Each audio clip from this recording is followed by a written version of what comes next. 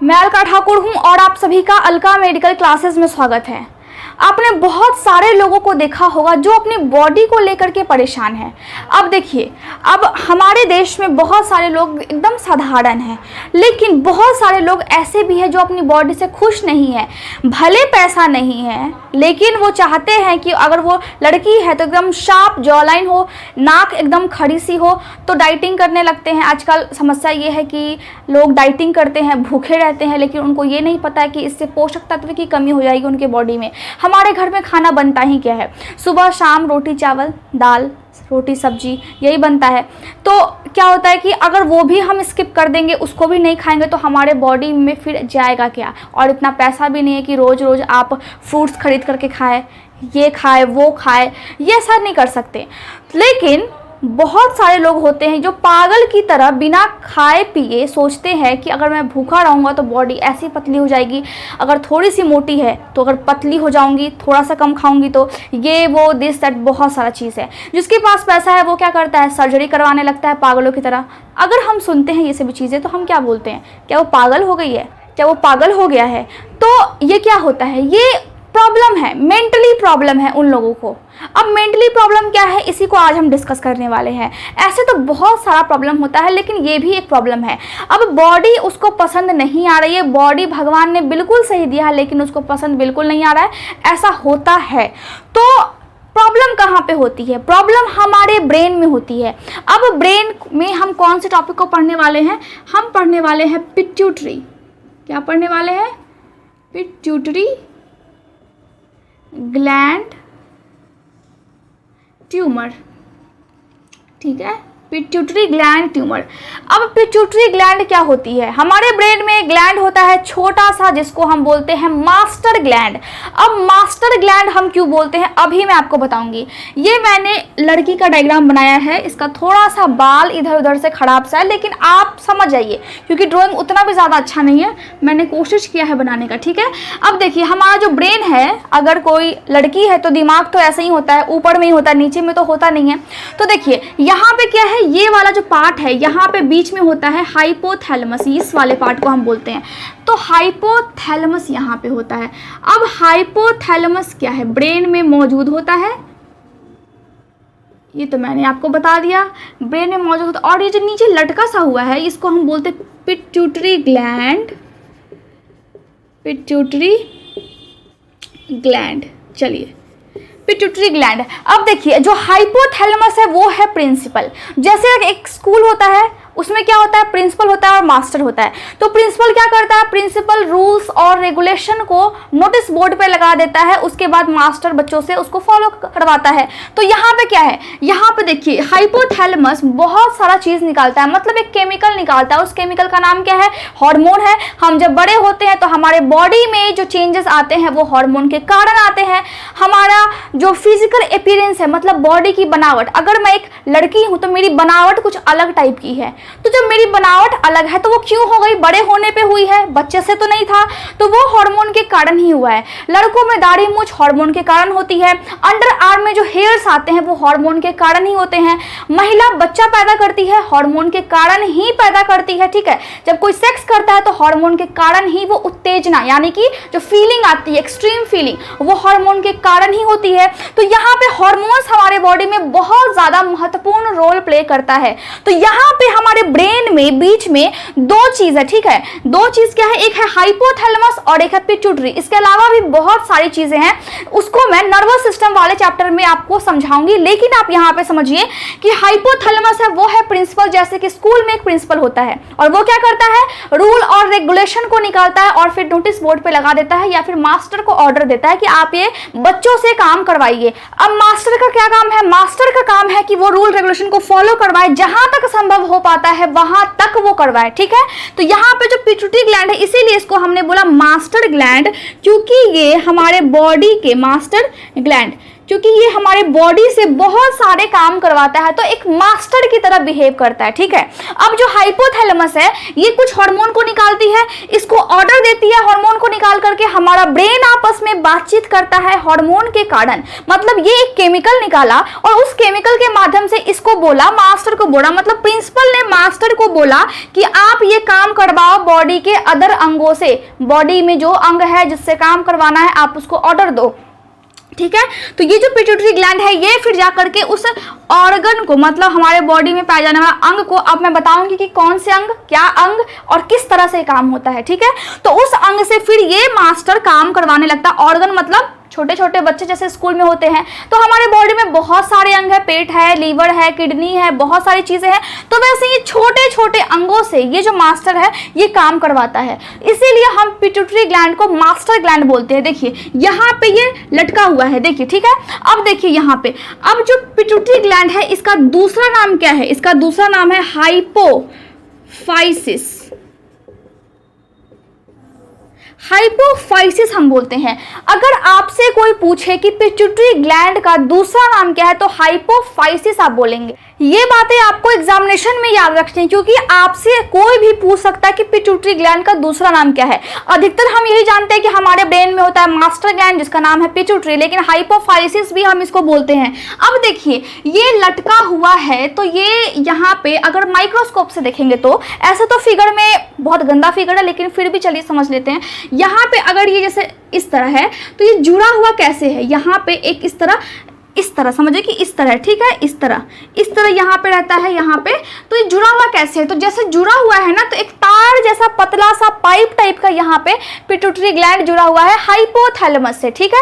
तो जब हाइपोथैलेमस से जब वो जुड़ा हुआ है तो हम उसको क्या बोलते हैं? हम उसको बोलते हैं इनफंडिब्यूलम। इनफंडिब्यूलम क्यों? क्योंकि ये स्टॉक टाइप का है, फूल की डंठल के टाइप का पतला सा है, इसीलिए हम इसको बोलते हैं इनफंडिब्यूलम। अब देखिए पिट्यूटरी ग्लैंड को अगर जैसे मैं अपना मुंह अगर ऐसे कर लूं तो यहाँ पे क्या है? यहाँ पे पिट्यूटरी ग्लैंड है, तो ये आगे से भी हम देख सकते हैं और पीछे से भी, क्योंकि इसका आगे का भाग भी है तो पीछे का भाग भी तो होगा। मटर के दाने जैसा होता है इसका शेप, एकदम छोटा सा होता है, ठीक है। तो आगे है उसको हम क्या बोलते हैं? इंटीरियर। आगे को हम क्या बोलेंगे? इंटीरियर, और पीछे को क्या बोलेंगे? पोस्टीरियर। समझ गए? अब देखिए आगे अगर इंटीरियर है, पीछे अगर पोस्टीरियर है, तो ये क्या क्या चीजें निकालता है, कौन कौन से हार्मोन निकालता है? तो आगे वाले से क्या निकलता है? ये जो अगर पिट्यूटरी ग्लैंड को यानी कि मास्टर को अगर हम दो भागों में बांट दे, मास्टर ग्लैंड को अगर हम दो भागों में बांट दे, तो आगे वाले भाग से मतलब इंटीरियर भाग से कौन कौन से हार्मोन्स निकलेंगे, और पोस्टीरियर यानी कि पीछे वाले भाग से कौन कौन से हार्मोन निकलेंगे, सॉरी ग्लैंड नहीं, हार्मोन कौन कौन से निकलेंगे। तो देखिए यहां से निकलेगा GH, मतलब ग्रोथ हार्मोन। बॉडी में विकास के लिए जब बच्चा बड़ा होता है, बच्चे की हाइट बड़ी होती है, किसके कारण? मास्टर साहब एक हार्मोन निकाल रहे हैं और उसका नाम क्या है? ग्रोथ हार्मोन, ठीक है। इसके बाद क्या निकलता है? FSH, LH। अब FSH क्या है? Follicle stimulating hormone. Follicle stimulating hormone किस में निकलता है? औरतों में निकलता है। औरतों के जो यूट्रस होती है, औरतों का जो अगर यूट्रस हम देखें, देखिए यहाँ पे ये इस टाइप से यूट्रस हो गई, ठीक है। यहाँ पे क्या होता है? यहाँ पे दो इस तरह लगा होता है, ठीक है, ओवरी होती है जिसको हम बोलते हैं। इसमें छोटा छोटा अंडा होता है, ठीक है, और छोटा छोटा अंडा जब बनता है तो ये अंडा खिसक करके यहाँ पे आता है और वेट करता है स्पर्म का। अगर एक महिला और एक पुरुष अगर सेक्स करते हैं तो यही अंडा फिर फर्टिलाइज हो जाता है और फिर एक बच्चे का निर्माण होता है। तो यहाँ पे देखिए महिलाओं में अंडा बनता है यहाँ पे, ठीक है। तो इस अंडे के बनने की प्रक्रिया में हेल्प करता है, और जो मेंस्ट्रुअल साइकिल होते हैं, मतलब जो मासिक धर्म होता है, जो पीरियड्स आते हैं महिला में, उस टाइम में FSH और LH निकलता है बॉडी में। तो ये कौन निकालता है? ये पिट्यूटरी ग्लैंड, मतलब हमारा मास्टर निकालता है, ठीक है, हमारा मास्टर साहब निकालते हैं। तो यहाँ पे क्या है? GH, FSH, LH, और क्या निकालता है? ये थायराइड स्टिमुलेटिंग हार्मोन। और क्या निकालता है? थायराइड स्टिमुलेटिंग हार्मोन, मतलब क्या है? TSH। अब थायराइड स्टिमुलेटिंग हार्मोन का मतलब क्या है? ऐसे हार्मोन जो थायराइड हार्मोन को निकलने के लिए विवश कर दे, अब क्या है, अब देखिए थायराइड ग्लैंड यहाँ पे होती है, ठीक है। अब मास्टर साहब ने ऑर्डर दिया इसको कि आप थायराइड ग्लैंड में से थायराइड हार्मोन को निकालो। मतलब इस ग्लैंड को ऑर्डर मिला, मास्टर से इस ग्लैंड को ऑर्डर मिला कि आप हार्मोन निकालो, और उस हार्मोन का नाम क्या है, थायराइड हार्मोन, क्योंकि वो थायराइड ग्लैंड से निकल रहा है। तो वो क्या कर रहा है कि इसको उत्तेजित कर रहा है, स्टिमुलेट कर रहा है। स्टिमुलेट को हम हिंदी में क्या बोलते हैं, उत्तेजित करना। तो इसीलिए मैंने बोला थायराइड स्टिमुलेटिंग हार्मोन को भी ये निकालता है। ये बातें आपको याद रखनी है, ठीक है। इसके बाद पीछे वाले भाग से क्या निकलता है, ऑक्सीटोसिन, ठीक है।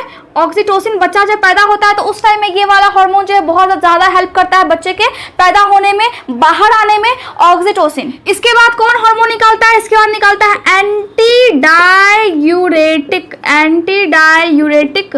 हार्मोन, ये निकालता है। अब देखिए हार्मोन के बारे में उतना चर्चा नहीं करेंगे क्योंकि वीडियो बहुत ज़्यादा लंबा हो जाएगा। हमारा मेन उद्देश्य क्या है कि हम क्या पढ़ें, हम पिट्यूटरी ग्लैंड ट्यूमर को पढ़े, ठीक है। तो पिट्यूटरी ग्लैंड से निकलता है एंटी डाययूरेटिक हार्मोन। दो चीजें यहाँ पे मुझे याद आ गई कि यहाँ से प्रोलैक्टिन भी निकलता है। जब एक महिला दूध पिलाती है, प्रोलैक्टिन, ठीक है, जब एक महिला दूध पिलाती है बच्चों को, तो वो महिला के ब्रेस्ट में से दूध कैसे निकलता है, हार्मोन के कारण निकलता है। और उसको ऑर्डर कौन देता है, निकालता कौन है, पिट्यूटरी ग्लैंड निकालता है, ठीक है। इसके बाद क्या होता है, प्रोलैक्टिन के बाद ACTH हार्मोन को भी कौन निकालता है, पिट्यूटरी ग्लैंड निकालता है। मतलब क्या है, एड्रीनोकॉर्टिकोट्रोपिन हार्मोन। मतलब ये समझिए कि ये जो पिट्यूटरी ग्लैंड है वो बहुत सारे हार्मोन को निकालते हैं और निकाल करके हमारे बॉडी को नियंत्रित करते हैं। हमारे बॉडी में बहुत सारे काम है जिसकी वजह से हम जिंदा हैं। सभी काम हो रहा है हमारे बॉडी में, सभी चीजें हो रही है और हम जिंदा भी हैं। ये बहुत आश्चर्य की बात है कि एक छोटा सा ग्लैंड जो यहाँ पे है वो कैसे सभी चीजों को कंट्रोल करके रखता है, एकदम मास्टर की तरह, ठीक है। अब यहाँ पे हम समझ गए कि ये सभी चीजें होती है, आगे से भी निकल गया हार्मोन और पीछे से भी निकल गया। तो काम क्या है इसका यही काम है कि बॉडी में मेटाबॉलिज्म को कंट्रोल करके रखना, ठीक है।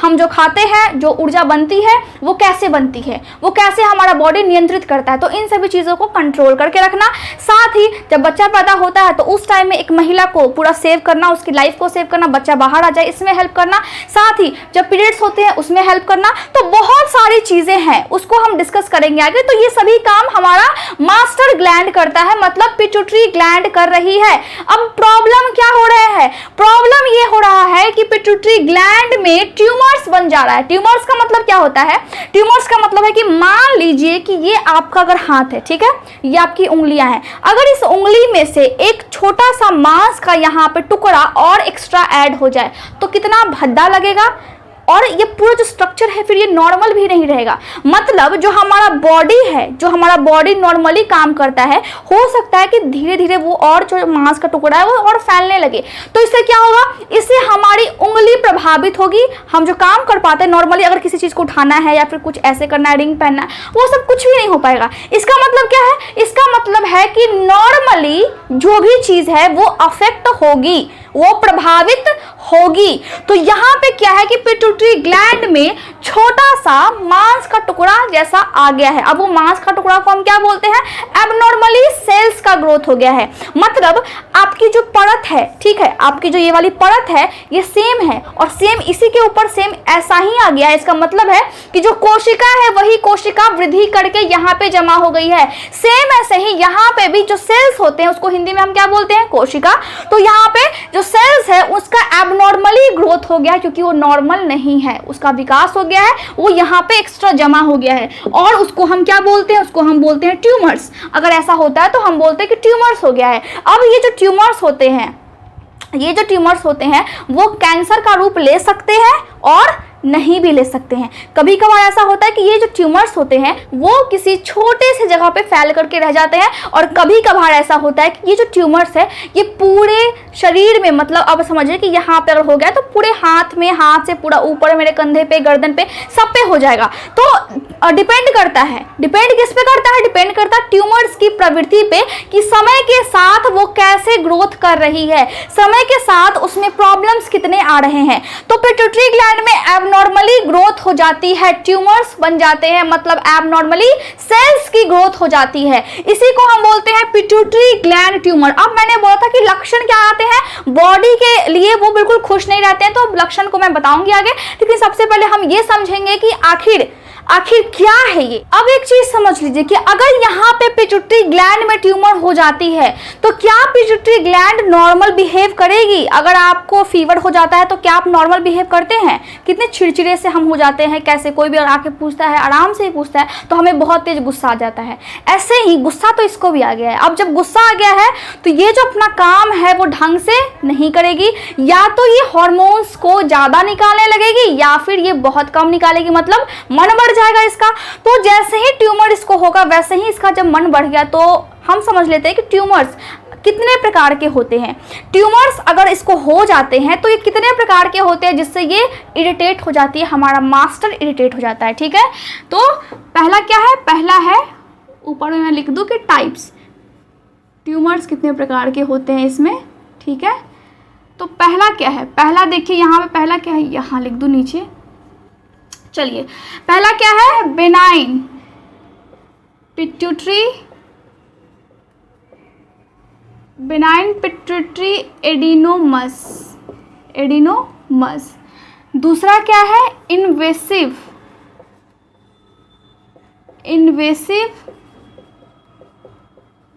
Pituitary adenomas. तीसरा क्या है? Pituitary carcinomas.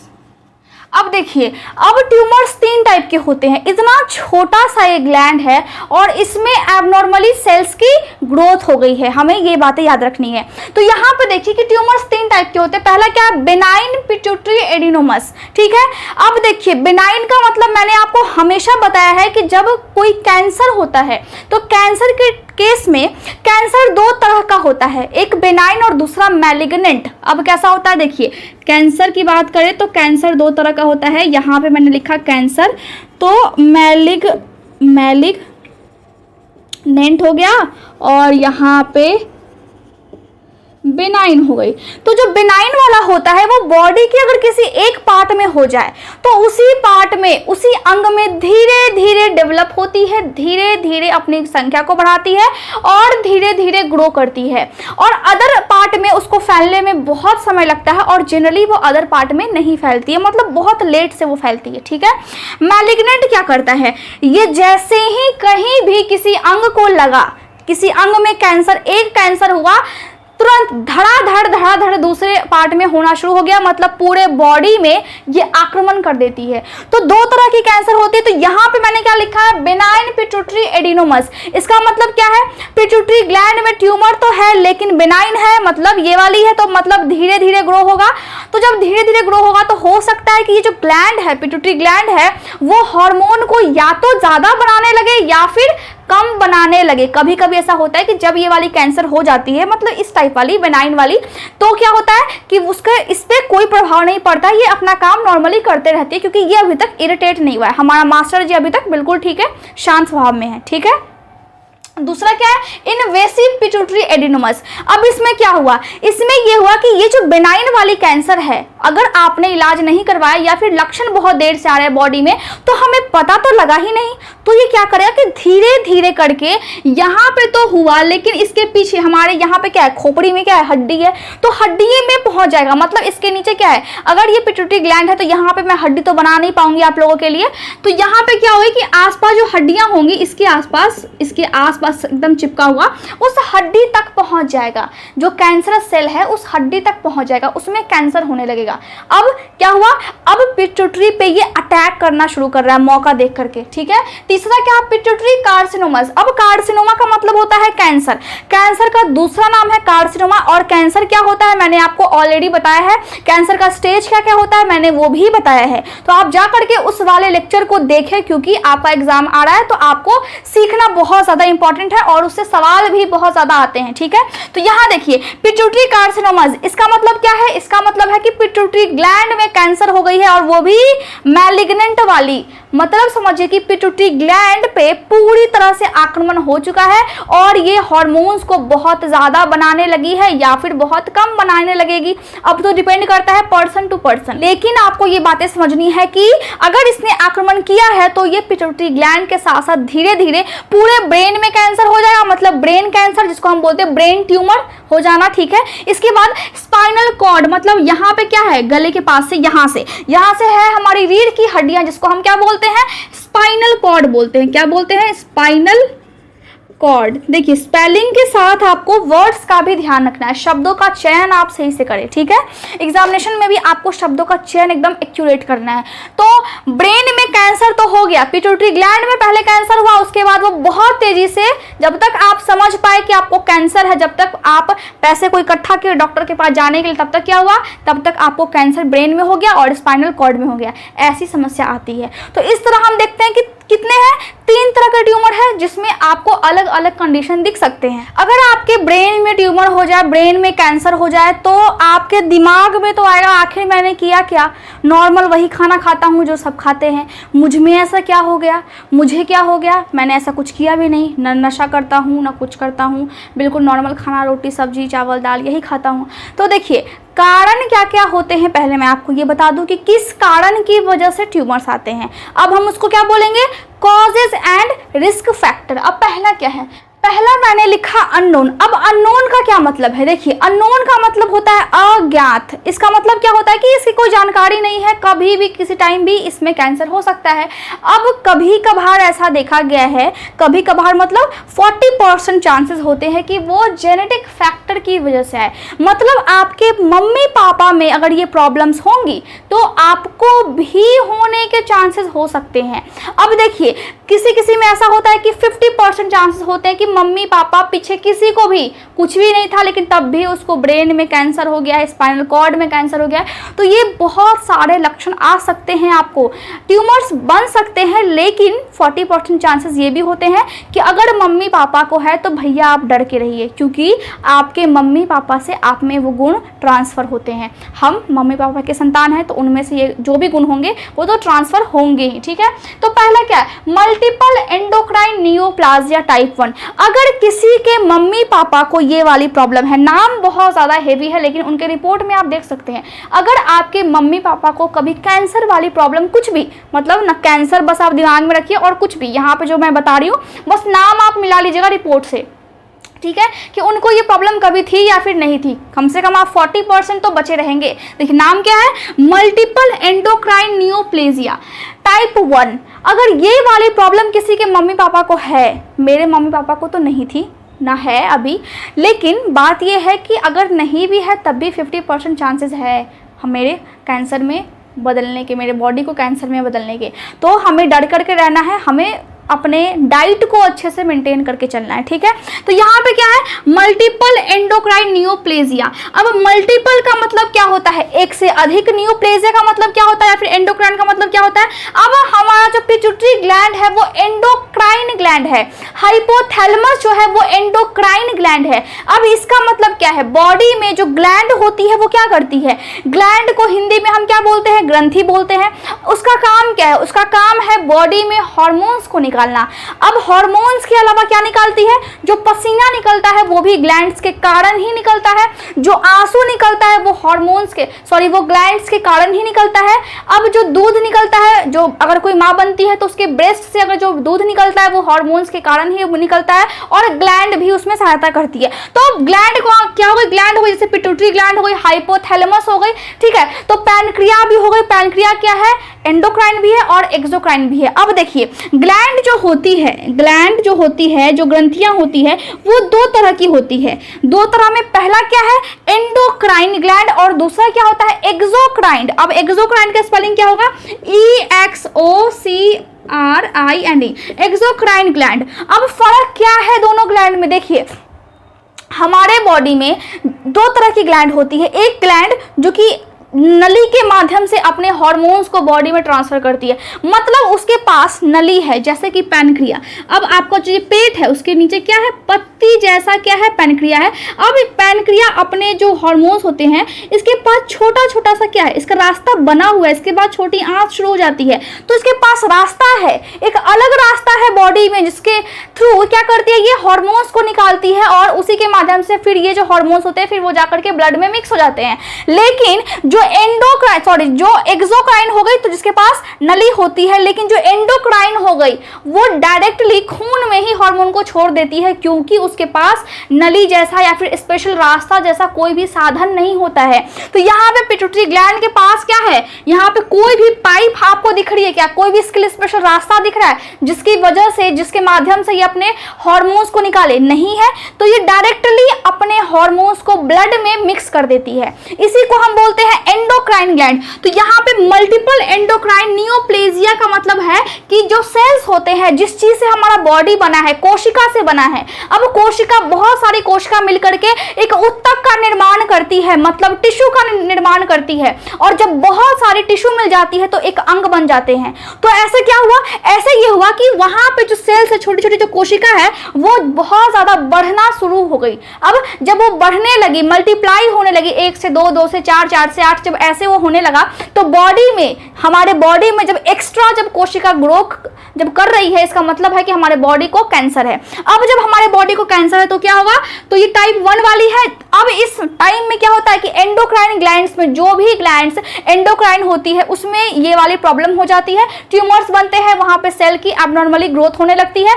तो हम क्या बोलते हैं मल्टीपल एंडोक्राइन न्यूप्लेजिया टाइप 1।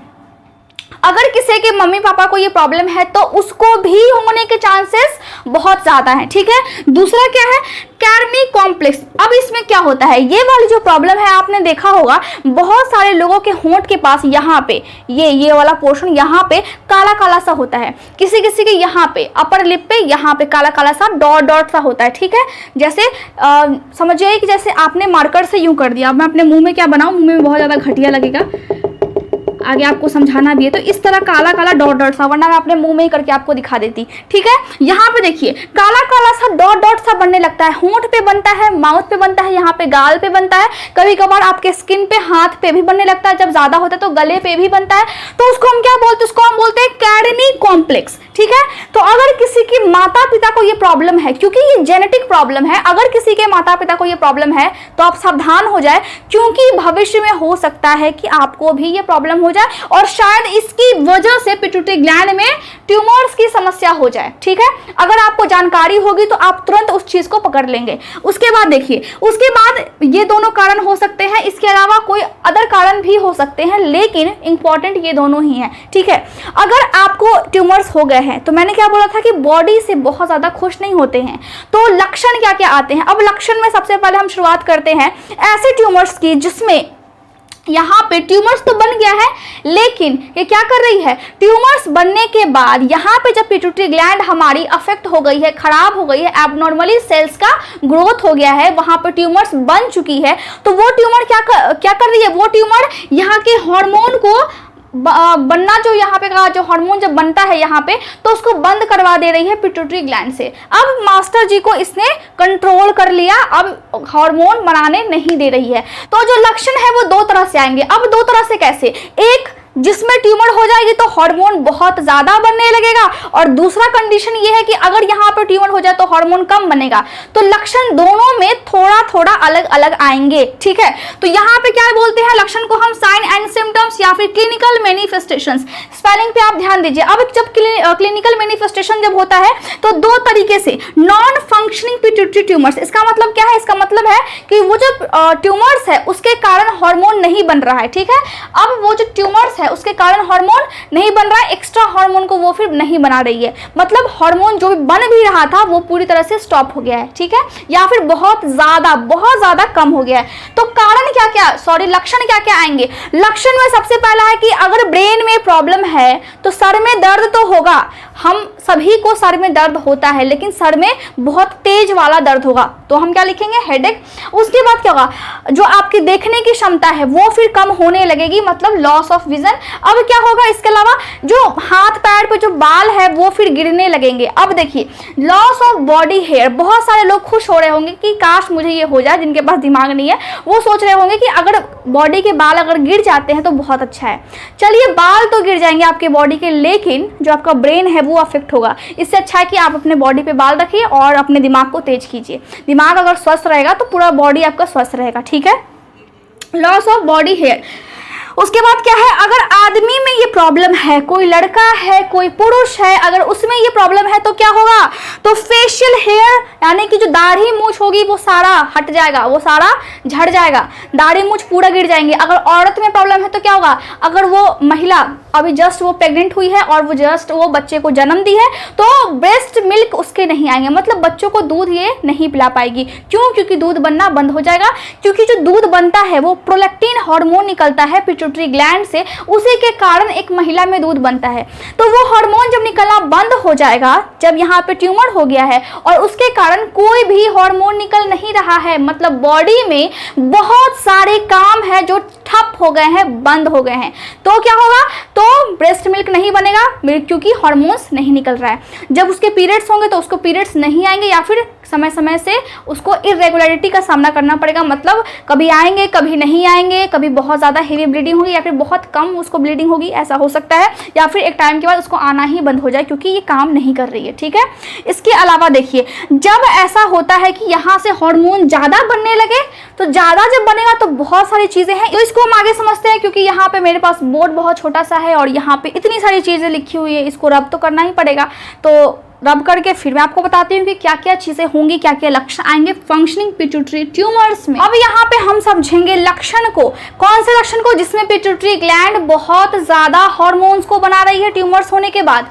अब देखिए यहाँ पे मैंने क्या लिखा, सिम्टम्स ऑफ फंक्शनिंग, क्योंकि यहाँ पे थोड़ा सा स्पेस नहीं था तो मैंने यहाँ पे ही लिख दिया है, तो फंक्शनिंग का स्पेलिंग आप देख लीजिएगा, पिट्यूटरी ट्यूमर्स। अब इसमें क्या होता है, इसमें जो पिट्यूटरी ग्लैंड है वो एक हार्मोन निकालती है जिसका नाम है प्रोलैक्टिन हार्मोन, और उस हार्मोन को ज़्यादा जब बनाने लगती है ट्यूमर्स उसमें होने के बाद जब वो हार्मोन ज़्यादा निकलती है तो क्या क्या लक्षण आते हैं। उससे पहले मैं एक चीज़ भूल गई थी कि जिसमें नॉन पिट्यूटरी ट्यूमर्स थे इससे पहले वाले में, उसमें मैंने आपको क्या बोला था कि बॉडी पे हेयर्स जो हैं वो गिरने लगेंगे। उसके बाद अगर कोई आदमी है तो वो नपुंसक भी हो सकता है। अगर कोई महिला है तो क्या होगा, अगर कोई महिला है तो वो जल्दी आसानी से प्रेग्नेंट नहीं हो सकती है।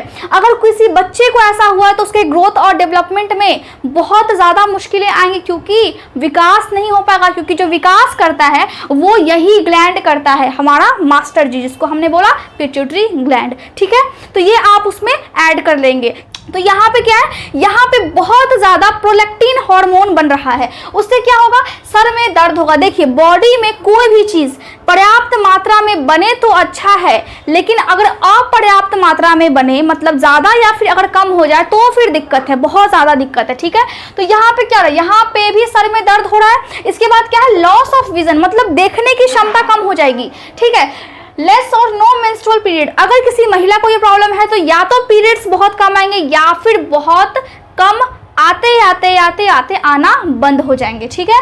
ट्रबल बिकमिंग प्रेग्नेंट होने में दिक्कत होगी। इसके बाद क्या है, इम्पोटेंस इन मेन, इम्पोटेंस का मतलब होता है नपुंसकता, ठीक है। तो नपुंसकता कब होती है, जब एक आदमी बच्चा पैदा करने के काबिल नहीं रह पाता, जब उसका स्पर्म सही से एक महिला को प्रेग्नेंट नहीं कर पाता है, उस स्थिति को हम बोलते हैं नपुंसकता या फिर इम्पोटेंस, ठीक है। तो ऐसी समस्या आ जाएगी। लोअर सेक्स ड्राइव, जब वो दोनों सेक्स करेंगे तो जो टाइमिंग होगी वो बहुत ज़्यादा कम हो जाएगी, मतलब इच्छा नहीं करेगी सेक्स करने की। तो इसमें ये सभी लक्षण आते हैं अगर पिट्यूटरी ग्लैंड ने ज़्यादा ACTH हार्मोन को बनाया। अब इसका फुल फॉर्म क्या है, एड्रीनोकॉर्टिकोट्रोफिन हार्मोन है, ठीक है।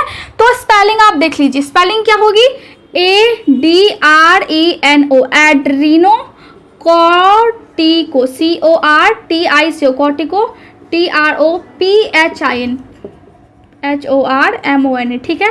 तो एड्रीनोकोर्टिकोट्रोफिन हार्मोन होती है, ये भी पिट्यूटरी ग्लैंड से निकलती है। ये हार्मोन मैंने आपको लिस्ट बताया था कि कौन कौन सी हार्मोन निकलती है, ठीक है। तो आपको याद रखना है ताकि आगे भी समझ में आए। जब ACTH ज्यादा बनने लगेगी तो लक्षण क्या क्या आएंगे?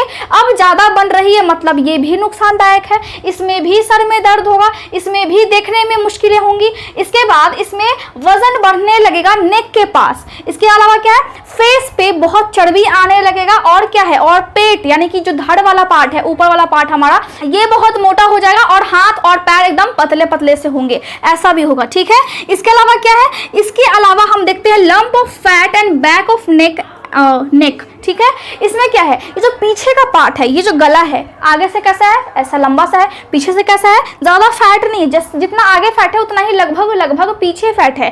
तो इसमें क्या होगी? जब ज्यादा ACTH जब बनने लगेगी तो गर्दन के पीछे भी फैट जमा हो जाएगा, ऐसा लगेगा जैसे कि कोई मांस का लुथरा वहां पे ला करके चिपका दिया हो, तो ऐसा आपको देखने में लगेगा, ठीक है। थिन स्किन, जो स्किन है, ये वाली जो स्किन है, ये काफी पतली हो जाएगी, मतलब जैसे हमारी दादी की होती है स्किन, जब हम ऐसे कैसे करते हैं, जब खेलते हैं उनके स्किन से, तो काफी ज्यादा ये ऐसे आराम से खिंच जाती है, तो बहुत पतली सी स्किन होती है, वैसी स्किन हो जाएगी। इसके अलावा क्या होगा? पतली स्किन होने के साथ साथ गुलाबी कलर का, पिंक कलर का स्ट्रेच मार्क पेट के पास, दोनों जांघों के पास दिखने लगेगा, ठीक है। इसके बाद क्या है? आसानी से जब चोट लगेगा तो वहां पे खून जम जाएगा, तो वो भी प्रॉब्लम होती है। इसके बाद क्या है? Grow fine hairs on face, upper back and arm. अब देखिए, अपर बैक का मतलब क्या है? मतलब ये कंधा पीछे से इस पे बाल आना शुरू हो जाएगा, मतलब कितना खतरनाक है। सबसे खतरनाक सिम्टम मुझे यही लग रहा है कि बाल आना चेहरे पे, बहुत ज्यादा ही खतरनाक है, ठीक है। चेहरे पे बाल आना शुरू हो जाएगा। फाइन मतलब होता है पतला पतला बाल आना, एकदम जंगल जैसा बाल नहीं आएगा, ठीक है।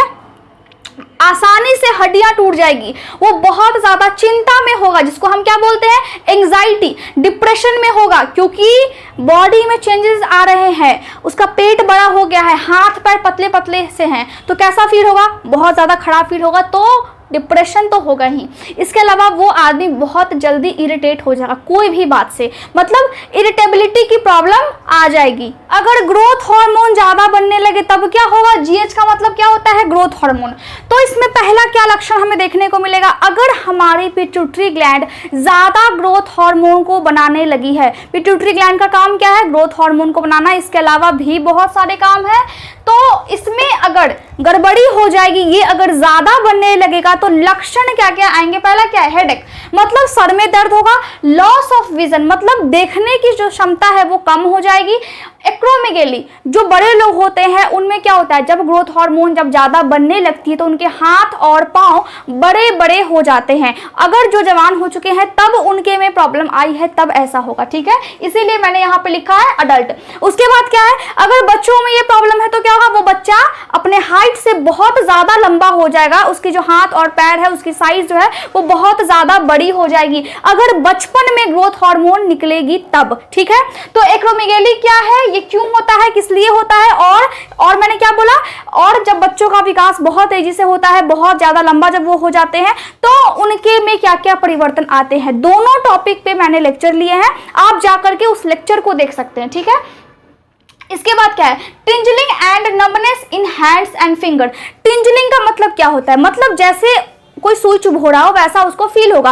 नंबनेस का मतलब क्या होता है? हल्का हल्का ठंडापन उनको यहाँ पे फील होगा कि हाथ पर ठंडे पड़ रहे हैं, सुन पड़ रहे हैं। नम का मतलब होता है कि सुन पड़ जाना, ठीक है। और हाथ पर पूरा ठंडा भी पड़ गया, मतलब ब्लड फ्लो वहां पे कम हो गई है, उनको अंगुलियों में और उनके हाथ में ऐसा उनको महसूस होगा।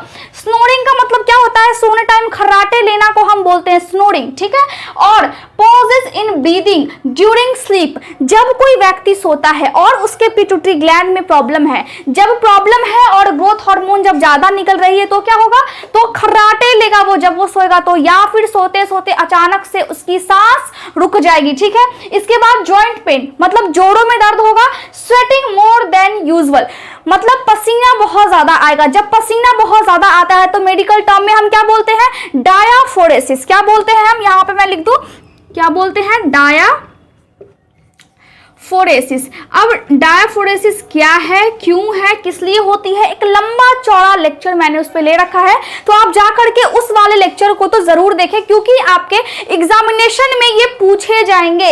इसके बाद क्या है, डिस्मोर्फोफोबिया। इसका मतलब क्या होता है, जैसा कि मैंने आपको क्या बोला था, मैंने आपको बोला था कि बहुत सारे लोग आपने देखा होगा ऐसे होते हैं जिनको अपनी बॉडी नहीं पसंद। नॉर्मली क्या है, हम लोगों को अपनी बॉडी पसंद है, हम मोटे हैं पतले हैं उससे हमें कोई फर्क नहीं पड़ता है, लेकिन जिनको नहीं पसंद है वो चाहते हैं कि उनका बॉडी किसी और के जैसा हो जाए। तो मैंने क्या बोला था, ये एक प्रॉब्लम है, और जब ये एक प्रॉब्लम है उस प्रॉब्लम को हम मेडिकल टर्म में क्या बोलते हैं, डिस्मोर्फोफोबिया। अगर आप किसी भी ऐसे व्यक्ति को देखें तो आप जाकर के उनको बोले कि आप साइको है, आप में प्रॉब्लम है। अब प्रॉब्लम कहां पे है, प्रॉब्लम है पिट्यूटरी ग्लैंड में। अब जिसके पास पैसा है वो क्या करने लगता है, तरह तरह की सर्जरी करवाने लगता है अपनी बॉडी में। अगर लड़की है तो उसको एकदम जॉ लाइन अपना शार्प चाहिए, बॉडी एकदम परफेक्ट चाहिए, कमर एकदम पतली चाहिए, पेट थोड़ा भी बाहर नहीं निकला हुआ होना चाहिए। लड़का है तो उसको भी पता नहीं क्या चाहिए, बॉडी शॉडी चाहिए। तो आप इन सभी चीजों को देख सकते हैं, आप उनको बता सकते हैं कि आपको प्रॉब्लम है। नॉर्मली जिसके पास पैसा नहीं है वो तो सोचते सोचते ही रह जाएगा कि हम ये करवाएं वो करवाएं। वो जनरली क्या होता है, खाना पीना पूरा छोड़ देते हैं कि वो फिर अपने डाइट को मेंटेन कर रहे हैं, ऐसा वो सोचते हैं। लेकिन ऐसा करने से क्या हो सकता है, पोषक तत्व की कमी हो सकती है, मतलब न्यूट्रिशन की कमी हो सकती है बॉडी में। तो डिस्मोर्फोफोबिया में क्या होगा, लोगों को अपनी बॉडी इस बीमारी में पसंद नहीं आती है। लोग चाहते हैं कि उनकी बॉडी दूसरे की तरह हो जाए, जो जैसा देखते हैं वैसा वो सोचते हैं, ठीक है। तो इस तरह हम देखते हैं कि जब ग्रोथ हार्मोन ज्यादा निकलता है तो ये सभी लक्षण आते हैं। अब आगे क्या है, चलिए हम इसको फटाफट खत्म करते हैं। चौथा पॉइंट क्या है, too much thyroid stimulating hormone के कारण क्या हो सकता है, इसका मतलब है कि हमारी पिट्यूटरी ग्लैंड ज्यादा हार्मोन को निकाल रही है। कौन सी hormone, thyroid stimulating hormone. Stimulating का मतलब होता है उत्तेजित करना। तो थायराइड को जो स्टिमुलेट करेगी, मतलब यहाँ पे जो है स्टिमुलेशन पैदा करेगी, वो कौन सी चीज है, वो हमारा पिट्यूटरी ग्लैंड है। मतलब मास्टर जी इसको ऑर्डर देते हैं यहाँ पे जो है थायराइड ग्लैंड कि आप ज्यादा थायराइड हार्मोन को निकालो, जो वो हार्मोन निकालते हैं, इसीलिए हम उसको बोलते हैं थायराइड स्टिमुलेटिंग हार्मोन। अब जब ये बॉडी में ज्यादा बनने लगी है, अब मास्टर जी ज्यादा बना रहे हैं, ज्यादा बार ऑर्डर दे रहे हैं, इसका मतलब क्या है कि इर्रेगुलर हार्ट बीट हो जाएगा, जो दिल की धड़कनें हैं वो काफी ज्यादा तेज हो जाएगी या फिर काफी कम तेज हो जाएगी, मतलब स्लो हो जाएगी, ठीक है। शेकीनेस मतलब कांपने लगेगा वो पेशेंट, ठीक है, हाथ अगर है तो इस तरह कांपने लगेगा। वेट लॉस वजन घटने लगेगा। ट्रबल स्लीपिंग सही से सो नहीं पाएगा। फ्रीक्वेंट बॉवेल मूवमेंट मतलब पाचन की क्रिया सही से नहीं होगी उसके पेट में। उसके बाद क्या, स्वेटिंग पसीना आएगा। साथ ही इसके अलावा हम क्या क्या लक्षण देखते हैं, इसके अलावा हम देखते हैं कि नोजिया एंड वॉमिटिंग मतलब उल्टी जैसा मन करता है और उल्टियां भी होती है। कंफ्यूजन होता है पेशेंट को, और डिजीनेस मतलब कि बहुत ज्यादा उसको फील होता है जैसे कि वो सोया सोया सा है, कोई भी काम में कंसंट्रेशन नहीं है, कोई भी काम ढंग से नहीं कर रहा है, तो हम उसको बोलते हैं डिजीनेस। इसके बाद क्या है, सीजर्स। सीजर्स का मतलब होता है कि उसको झटका लगना, जैसे कि कोई किसी को हम देखते हैं कि अचानक से वो कूदने लगता है, तड़पने लगता है, तो हम सोचते हैं अरे ये क्या हो गया, ठीक है। तो वैसे चीज को हम बोलते हैं सीजर्स, मतलब अचानक से बॉडी में करंट टाइप का उठ जाता है, वो व्यक्ति बहुत ज्यादा मूवमेंट करने लगता है, ठीक है। रनी नोज नाक बहने लगता है पेशेंट का। तो इस तरह हम देखते हैं कि क्या क्या डिस्टर्बेंस होते हैं। अगर पिट्यूटरी ग्लैंड में थोड़ा सा भी खराबी आ गया तो मतलब जो हमारा मास्टर है वो थोड़ा सा उसका दिमाग अगर खिसक गया तो यहाँ पे हमारा दिमाग ही कौन है, हमारे दिमाग के अंदर हमारा मास्टर है जो कि सभी कामों को कंट्रोल करके रखता है।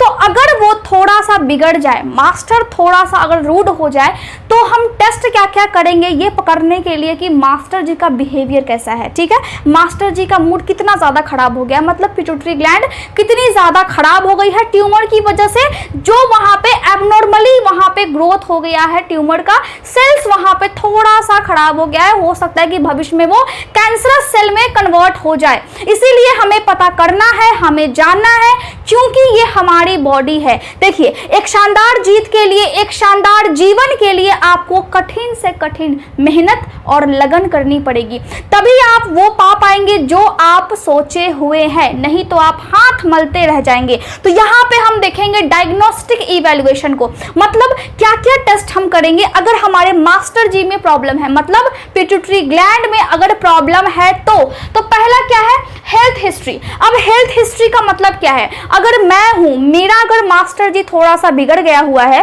तो मैं क्या करूंगी, मैं ये करूंगी कि मैं अपने बॉडी का चेकअप करूंगी। अब चेकअप कैसे करते हैं, अब हम पहले करेंगे हेल्थ हिस्ट्री। इसमें क्या होता है, इसमें होता है कि आप मुझसे सवाल करेंगे कि क्या आपने पहले कभी भी कोई ऐसी मेडिसिन ली है जिसमें आपको लगता है कि साइड इफेक्ट हो, क्या आपको कभी भी इससे पहले कोई और बीमारी थी, क्या आपके ब्रेन में पहले कभी कोई भी डिजीज थी, क्या आपके माता पिता को पहले ये बीमारी थी, आपका खान पान कैसा था, आपका खान पान कैसा है, मतलब पास्ट और प्रेजेंट। पास्ट में आपने क्या किया, प्रेजेंट में आपने क्या किया, दोनों चीजों को हमें पूछना है पेशेंट से। तो आप अगर डॉक्टर हैं और आप मुझसे ये सवाल पूछ रहे हैं, या फिर आप अगर नर्स हैं और आप मुझसे ये सवाल पूछ रहे हैं, तो मैं उन सवालों का जवाब दूंगी और उससे आपको आइडिया लग जाएगा कि मैंने क्या क्या गलतियां की हैं। तो इस तरह हम देखते हैं कि हम पेशेंट से सवाल पूछते हैं दवाइयों के बारे में, खान पान के बारे में, उनका रहन सहन कैसा है और हाइजीन कैसे मेंटेन कर रखी है, मतलब साफ सफाई की स्थिति क्या है। देखिए, अगर आप मुझे सामने से देखते हैं तो मैं कितनी साफ हूं, ये आपको समझ में आ जाएगा कि ये साफ सफाई का ध्यान रखती है भी या फिर नहीं, क्योंकि जो साफ सफाई होता है वो देखने से ही पता लग जाता है। तो यहाँ पे हमने कर लिया, हेल्थ हिस्ट्री हमने ले लिया, साथ ही फिजिकल एग्जामिनेशन, मतलब अगर आप डॉक्टर हैं, आप अगर डॉक्टर हैं और आप मुझे चेक कर रहे हैं तो आप क्या करेंगे, आप पहले मेरे ऊपर के स्किन को देखेंगे कि क्या ये नॉर्मल है, स्किन के ऊपर कोई दाना तो नहीं है, कोई फोड़ा तो नहीं है, या फिर कहीं पे कोई काला काला सा जो तिल होता है, ब्लैक स्पॉट होता है, काला काला सा यहाँ पे होंठ में जो मैंने आपको बताया था, कहीं वो तो नहीं है, मेरा जो होंठ का कलर है वो बिल्कुल ठीक है या फिर नहीं है, मेरा जो फेस का कलर है वो बिल्कुल ठीक है या फिर नहीं है, मेरी आंखों का कलर ठीक है या फिर नहीं है। आप आंखों को इस तरह से खोल करके देखेंगे कि ब्लड वेसल्स यानी कि ब्लड की सप्लाई कितनी है। हम सभी ये जानते हैं क्योंकि हमने देखा है, हमने डॉक्टरों को देखा है जो हमारे घर पे, पहले जब हम छोटे थे तो जब हम घर पे जाते थे किसी के डॉक्टर के पास, या फिर जब वो हमारे घर पे आते थे तो वो ऐसे ही करते थे, टॉर्च लेकर के हमारे मुंह के अंदर देखते थे, जीभ को उठाने के लिए बोलते थे, साथ ही अगर हल्का सा बॉडी गर्म है तो हमारा टेम्परेचर चेक करते थे। तो इन सभी को हम क्या बोलते हैं, इन सभी को हम बोलते हैं फिजिकल एग्जामिनेशन। तो आप अगर डॉक्टर हैं तो आप मेरा ये सभी टेस्ट करेंगे, ठीक है, ये समझ गए। या फिर अगर आप नर्स है तब भी आप मेरा सभी चीजों का चेकअप करेंगे, क्योंकि अगर डॉक्टर मौजूद नहीं होता है या फिर जो नर्स होती है उसमें भी बहुत सारे कोर्सेज होते हैं, जैसे कि जो एएनएम हो गया, जीएनएम हो गया, बीएससी नर्सिंग हो गई, तो डॉक्टर से जस्ट थोड़ी सी नीचे होती है, तो डॉक्टर्स थोड़ा बहुत असिस्ट करते हैं, लेकिन सारा जो होता है काम वो बीएससी नर्सिंग वाले जो नर्सेस होती है वही करती है। तो अगर आप एक नर्स है तो आप भी ये करेंगे, अगर आप एएनएम है चाहे जीएनएम है तो आपको भी ये करना है, पेशेंट को देखना है, पेशेंट को ऊपर से आपको देखना है, उसको हम बोलते हैं फिजिकल एग्जामिनेशन, ठीक है। इसके बाद क्या है, कंप्लीट एंडोक्राइनोलॉजिकल इवैल्यूएशन। इसका मतलब क्या है, कंप्लीट का मतलब होता है पूरा, और एंडोक्राइनोलॉजिकल इसका मतलब क्या है, एंडोक्राइन ग्लैंड हमारे बॉडी में है, पाई जाती है। मैंने आपको क्या बोला, मैंने आपको बोला था कि बॉडी में एंडोक्राइन और एक्सोक्राइन दोनों पाई जाती है, मतलब ग्रंथियां होती है। अब ग्रंथियां क्या होती है, ग्रंथियां वो होती है जो हार्मोन्स निकालती है, आंसू निकलता है ग्रंथि के कारण, पसीना निकलता है ग्रंथि के कारण ही, तो क्या होगा, तो यहाँ पे एंडोक्राइन ग्लैंड जो ऐसी ग्रंथि जो अपना हार्मोन डायरेक्ट ब्लड में मिला दे, डायरेक्ट ब्लड में छोड़ दे, मतलब ब्लड में डायरेक्ट मिक्स हो गया, अपना इसका कोई भी नली नहीं है, कोई स्पेशल रास्ता नहीं है जिसमें ये अपना हार्मोन निकालेगी, तो क्या हो गया, उसको हम बोलते हैं एंडोक्राइन ग्लैंड, जो कि डायरेक्ट ब्लड में अपना हार्मोन को मिक्स कर दे। तो वैसी ग्रंथियां को हम चेक करेंगे, वैसी ग्रंथियां को हम चेक कैसे करेंगे, हम करेंगे कंप्लीट एंडोक्राइनोलॉजिकल इवैल्यूएशन, मतलब बॉडी में पिट्यूटरी ग्लैंड जो है वो भी ग्रंथि है, हाइपोथैलेमस भी ग्रंथि है, पैनक्रियाज जो है वो एक्सोक्राइन और एंडोक्राइन दोनों ग्रंथि है। तो हम इन इन सभी का चेक करेंगे, मतलब पूरी बॉडी में जितनी भी ग्रंथि होगी एंडोक्राइन, उन सबको चेक करते हैं और उसी को हम बोलते हैं कंप्लीट एंडोक्राइनोलॉजिकल इवैल्यूएशन। ठीक है, एमआरआई करेंगे, मतलब क्या है, मैग्नेटिक रेजोनेंस इमेजिंग टेस्ट। ठीक है, एमआरआई हम किसका करेंगे, ब्रेन का, क्योंकि ब्रेन यहाँ पे है मास्टर जी और वो बिगड़ गए हैं। ठीक है, इसके बाद क्या है, ईसीजी। ठीक है, इलेक्ट्रोकार्डियोग्राफी। ठीक है, या फिर इलेक्ट्रोकार्डियोग्राम भी हम बोल सकते हैं। तो हम ईसीजी करेंगे जिसमें हमें दिल का रिदम का पता लगेगा, जो हमारा हार्ट है वो कैसे काम कर रहा है, सही काम कर रहा है या फिर नहीं, तो उन सभी को हम देखते हैं। इसके बाद क्या है, सिटी स्कैन हम करेंगे, ब्लड टेस्ट हम करेंगे। अब ब्लड टेस्ट क्यों करेंगे, देखिए ब्लड टेस्ट हम इसीलिए करेंगे ताकि हम ये जान पाए कि ब्लड में कोई भी इंफेक्शन है या फिर नहीं है, ब्लड में किसी चीज की कमी तो नहीं है। और ब्लड केमिस्ट्री स्टडी करेंगे, मतलब ब्लड किस चीजों से बनी हुई है, आरबीसी, डब्ल्यूबीसी, प्लेटलेट्स, और इसमें बहुत सारी चीजें होती हैं। तो हम इन सभी चीजों को अच्छे से चेक करेंगे। ठीक है, ताकि उसमें हम देख पाए कि ब्लड में सभी चीजें मौजूद है या फिर नहीं है। ब्लड में क्या होता है कि वाटर की भी अमाउंट होती है, तो हम उसको भी चेक करेंगे। वेनस सैंपलिंग का मतलब होता है वेनस से लिया हुआ सैंपल। अब जब हमारे मास्टर ग्लैंड में, पिट्यूटरी ग्लैंड में क्या हो गया है, पिट्यूटरी ग्लैंड में ट्यूमर हो गया, तो वो ट्यूमर कैसे बिहेव कर रही है, क्या वो हार्मोन को ज्यादा निकाल रही है या वो हार्मोन को कम निकाल रही है, इसका पता करने के लिए हम अपने वेन से, मतलब जिस ब्लड की वेसल्स में, जिस ब्लड की नली में क्या बहता है, कार्बन डाइऑक्साइड वाली ब्लड बहती है, मतलब गंदा खून जिसको हम बोलते हैं कार्बन डाइऑक्साइड वाली ब्लड, मतलब डीऑक्सीजनेटेड ब्लड, जब वो बहती है उसमें से हम क्या करेंगे, उसमें से हम ब्लड को ले लेंगे। अब ब्लड को जब हम लेंगे तो हमें क्या पता लगेगा, देखिए अब जब हम ब्लड को लेंगे तो हमें ये पता लग जाएगा कि एसीटीएच, अब एसीटीएच कौन निकाल रहा था, एसीटीएच निकालता है पिट्यूटरी ग्लैंड हमारा। ठीक है, अगर ये ट्यूमर के कारण ज्यादा बनाने लगेगी तो ब्लड में इसकी मात्रा भी ज्यादा होगी, मतलब एड्रीनोकोर्टिकोट्रोफिन हार्मोन। ठीक है, अब क्या होगा कि ब्लड में जब ये ज्यादा होगा तो हमें समझ में आ जाएगा कि जो ट्यूमर है, जो यहाँ पे ट्यूमर बन गई है, एबनॉर्मली सेल्स का जो ग्रोथ हो गया है वो ज्यादा काम कर रही है या फिर वो काम करने से पिट्यूटरी ग्लैंड को, यानी कि हमारे मास्टर ग्लैंड को रोक रही है। अगर ट्यूमर होंगे तो क्या होगा, ट्यूमर होंगे तो ज्यादा हार्मोन बनेगा या फिर हार्मोन बनना बिल्कुल कम या फिर बंद हो जाएगा। तो इस केस में हमें ये चेक करना है कि एसीटीएच पिट्यूटरी ग्लैंड कितना बना रही है, मतलब ट्यूमर की वजह से ज्यादा बनने लग रहा है हार्मोन या फिर कम बन रहा है। तो इसी को हम बोलते हैं क्या, venous sampling for pituitary tumours. ठीक है, इसके बाद क्या है, विजुअल फील्ड एग्जामिनेशन। इसका मतलब क्या, देखिए मैंने आपको क्या बोला था कि अगर यहाँ पे प्रॉब्लम होगी तो देखने की क्षमता खत्म हो जाएगी। ठीक है, अगर हार्मोन जो कम होंगे तो देखने की क्षमता धीरे धीरे कम हो जाएगी। तो हम पेशेंट से दिखवा करके चेक करेंगे कि उसकी देखने की क्षमता एक्यूरेट है या फिर नहीं है। 24 आवर यूरिन टेस्ट, मतलब पेशाब की जांच करेंगे, 24 घंटे हमें जांच करनी है, मतलब हर एक घंटे पे 24 बार हमें हर एक घंटे का पेशाब जांच करना है और देखना है कि पेशाब में क्या क्या चीजें बॉडी से बाहर आ रही है, क्या क्या नॉर्मल है और क्या क्या एबनॉर्मल है। ठीक है, इसके बाद क्या है, लंबर पंचर। अब लंबर पंचर का मतलब क्या होता है कि रीढ़ की जो हड्डियां होती है इसमें कमर के पास, यहाँ पे आपको दिख नहीं रहा होगा लेकिन कमर के पास जस्ट पीछे में थोड़ा सा ऊपर, लंबर की संख्या कितनी होती है, 5 होती है, और इसको हम पढ़ेंगे बोन वाले चैप्टर में। तो जो लंबर होता है, जो हमारी रीढ़ की हड्डी होती है, इसी में से एक 5 हड्डियां होती है, उसका साथ में हम बोलते हैं लंबर।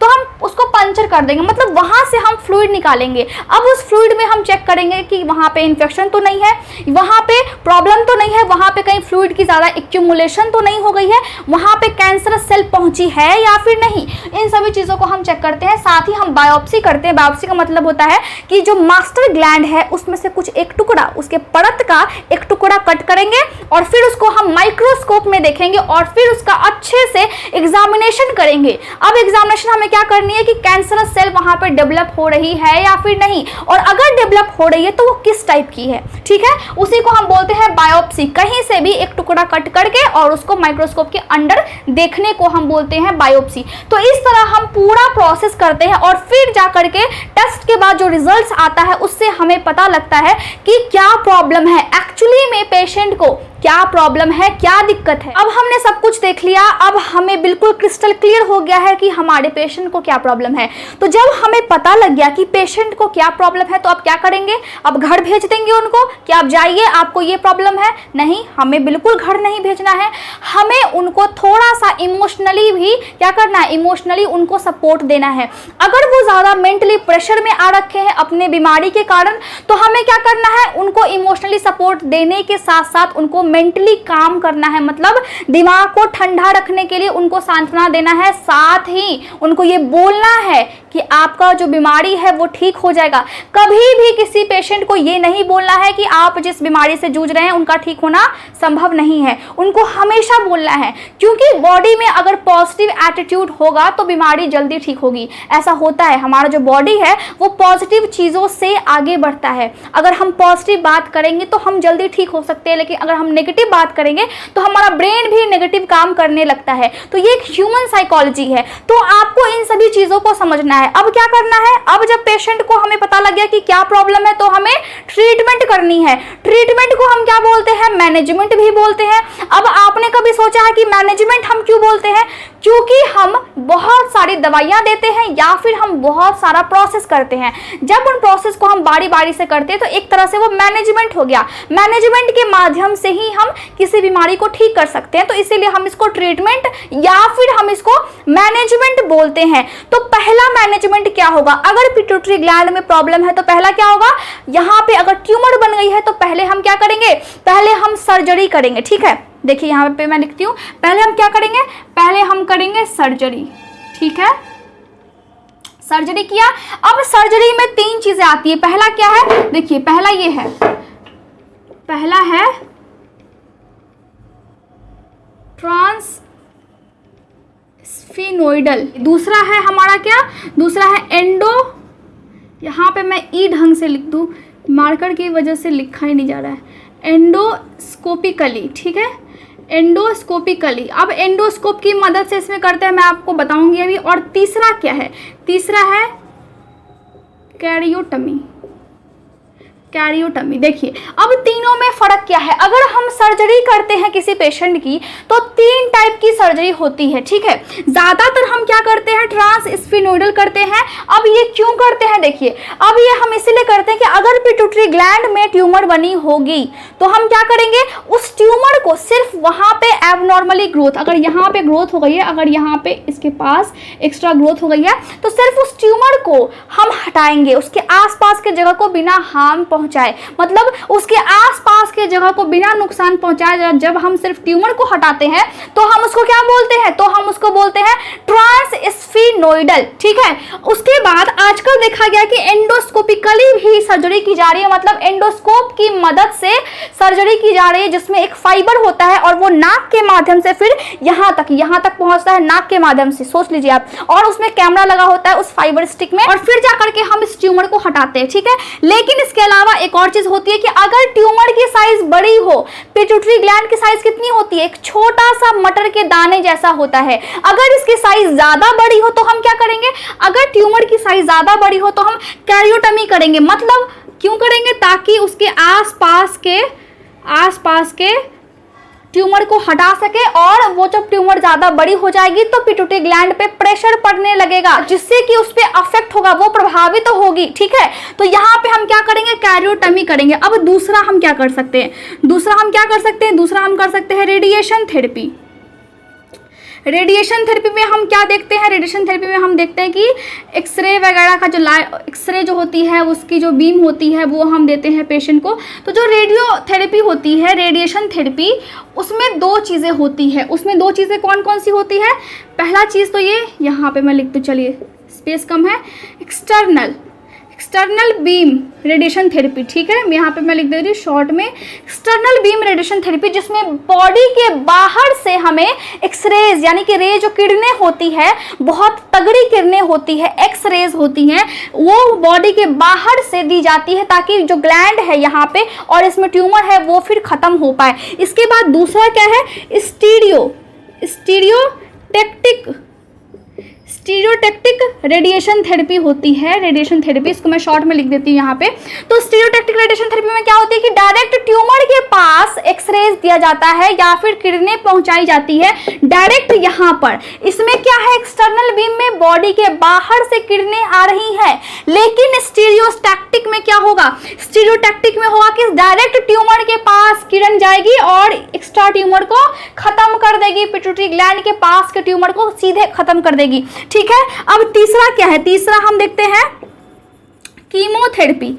तीसरा हम क्या देखते हैं, तीसरा हम देखते हैं कीमोथेरेपी। पहला हमने क्या देखा, सर्जरी, जिसमें 3 चीजें आती है। दूसरा हमने देखा रेडिएशन थेरेपी और तीसरा हमने देखा कीमोथेरेपी। अब कीमोथेरेपी में हम क्या क्या देखते हैं, कीमोथेरेपी में हम ये देखते हैं कि ऐसी दवाइयां दी जाती है जिसके माध्यम से क्या होता है, ये जो ट्यूमर होती है ये फिर खत्म हो जाता है, ऐसी दवाइयां दी जाती है। तो दवाइयां 2 तरह से दी जाती है, एक तो ये कि माउथ से या फिर इंजेक्शन के माध्यम से, ठीक है, या फिर वेनस इंजेक्शन, वेन्स में इंजेक्शन मतलब हमारी नसों में इंजेक्शन दे करके दी जाती है। जब ऐसा किया जाता है तो उसको हम क्या बोलते हैं, जब माउथ से दिया जाता है तो उसको हम क्या बोलते हैं, उसको हम बोलते हैं सिस्टेमिक। क्या बोलते हैं, सिस्टेमिक, क्या बोलेंगे, सिस्टेमिक थेरेपी हम बोलेंगे। ठीक है, यहाँ पे थेरेपी भी आप लिख लीजिएगा। अगर माउथ से या फिर इंजेक्शन के माध्यम से दवाइयाँ दी जाए तब, लेकिन अगर डायरेक्ट हमारे सेरेब्रोस्पाइनल फ्लूइड में ये जो दवाइयाँ हैं ये अगर पहुँचा दी जाएगी डायरेक्ट ब्रेन में एक पदार्थ होता है पानी की तरह। देखिए यहाँ पे आपका ब्रेन है और बहुत सारा यहाँ पे चीजें हैं, ठीक है, लेकिन यहाँ पे ब्रेन को प्रोटेक्ट करने के लिए, उसको सुरक्षा प्रदान करने के लिए एक पानी की तरह भी चीज होता है, उसको हम बोलते हैं सेरेब्रोस्पाइनल फ्लूइड। सेरेब्रोस्पाइनल फ्लूइड को हम क्या बोलते हैं, CSF। ठीक है, तो वहां पे अगर डायरेक्ट पहुंचा दिया जाए तो हम उसको क्या बोलते हैं, हम उसको बोलते हैं रीजनल क्या बोलेंगे, रीजनल थेरेपी। ठीक है, अगर डायरेक्टली हमें वहां तक पहुंचा दिया जाए तब। तो कीमोथेरेपी में 2 चीज होती है, या तो आप दवाइयां मुंह से देंगे या फिर नसों में देंगे इंजेक्शन के माध्यम से, उसको हमने क्या बोला, सिस्टेमिक, या फिर आप डायरेक्टली सेरेब्रोस्पाइनल फ्लूइड में डायरेक्टली आप पहुंचा देंगे तो उसको हम क्या बोलेंगे, रीजनल थेरेपी। ठीक है, अब उसके बाद क्या होता है, उसके बाद आप मेडिकेशंस दे सकते हैं। मेडिकेशंस में भी दवाइयां ही होती है। अब मेडिकेशंस में क्या होगी दवाइयां, हार्मोन रिप्लेसमेंट थेरेपी आप लिख लीजिएगा, क्योंकि यहाँ पर थोड़ा सा स्पेस कम है और ब्लैक बोर्ड भी थोड़ा छोटा है। देखिए यहाँ पे, तो यहाँ पे क्या है, हार्मोन रिप्लेसमेंट थेरेपी। अब इसमें क्या होगा, इसमें हम जो भी हार्मोन ज्यादा होगी उस हार्मोन को कम करने के लिए हम दवाइयां देते हैं। जैसे कि अगर थायराइड हार्मोन ज्यादा है, क्योंकि पिट्यूटरी ग्लैंड ज्यादा ऑर्डर दे रही है तो हम उसको कम करने के लिए देंगे। अगर बॉडी में पिट्यूटरी ग्लैंड क्या निकाले, ACTH अगर ज्यादा निकालने लगे तो उसको हम कम करने के लिए देंगे। अगर बॉडी में प्रोलैक्टिन की मात्रा ज्यादा है, जो माँ में बहुत ज़्यादा सहायता करती है उसको दूध पिलाने के लिए, उसी के माध्यम से एक ब्रेस्ट में दूध आता है, तो हम उसको कम करने के लिए दवाइयाँ देंगे। तो इस तरह से हम देखते हैं कि क्या क्या मैनेजमेंट होते हैं, किस तरह से ये होते हैं और किस तरह से हम एक पेशेंट का ट्रीटमेंट करते हैं। तो मुझे उम्मीद है कि आज का लेक्चर आपको समझ में आया होगा। कोई भी डाउट होता है तो आप कॉमेंट्स कर सकते हैं। साथ ही आपको अगर सिलेबस चाहिए, आपको अगर चाहिए कि कोई एक टॉपिक मैं आपको बताऊं जो आपको समझ में नहीं आता है, तब भी आप मुझे कॉमेंट्स कर सकते हैं। और नोट्स डेली टेलीग्राम चैनल पे मैं शेयर करती हूं, तो आप जा करके उस ग्रुप को ज्वाइन कीजिए। वहां पे हमेशा बच्चे डाउट्स पूछते हैं, आपको अगर कोई डाउट होता है तो आप जा करके वहां से पूछ सकते हैं। Thank you so much for watching my video.